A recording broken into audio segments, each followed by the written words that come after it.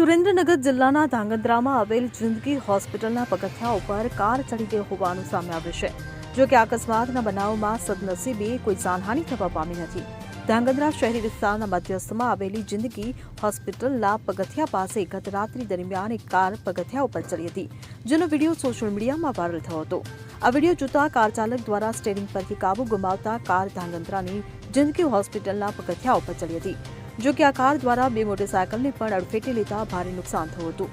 ત્યારે સોશિયલ મીડિયામાં video viral થતા લાગી રહ્યું હતું કે જો કોઈ હોસ્પિટલના પગથિયા પાસે બેઠા કે ઊભા હોત તો મોટી જાનહાનિ થઈ શકવાની શક્યતાઓ સેવાઈ રહી હોત, પરંતુ સદનસીબે આ ઘટનામાં કોઈ જાનહાનિ થઈ નથી. ત્યારે આ ઘટના મામલે વળાંકમાં કારનું ટાયર અચાનક ફાટી જતા અકસ્માતની ઘટના સર્જાઈ હોવાનું જાણવા મળ્યું છે.